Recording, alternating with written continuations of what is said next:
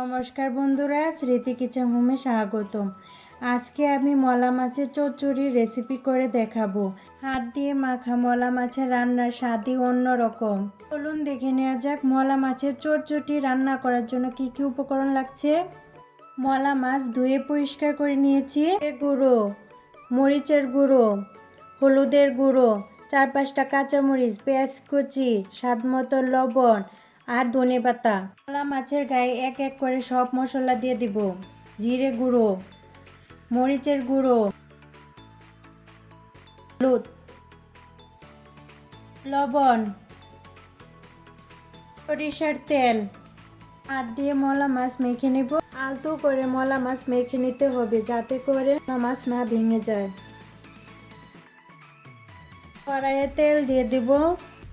মলা মাছের চচ্চড়িটা সরিষার তেল দিয়ে রান্না করব। তেল গরম হয়ে গিয়েছে, পেঁয়াজ ভেজে নেব।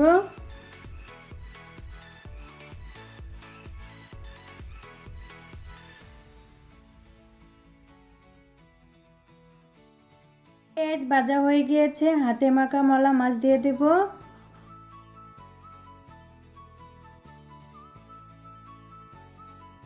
মাছটা আলতো করে নাড়িয়ে নিতে হবে। সামান্য পরিমাণ পানি দিয়ে দেব।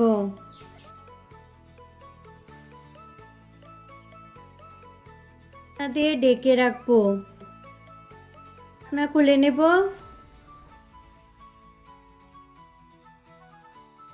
মলা মাছের চচ্চড়িটা নাড়িয়ে নেব।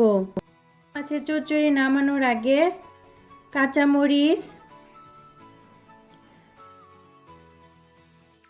ধনিয়া পাতা দিয়ে দেব।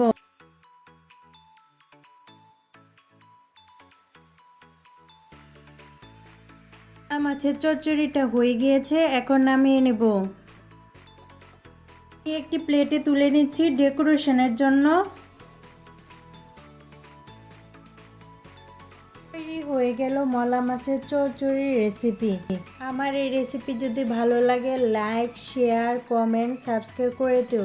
সাথে থাকা বেল আইকনটি বাজিয়ে দিও। ভালো থাকো বন্ধুরা, আবার দেখা হবে নতুন একটি রেসিপির সাথে।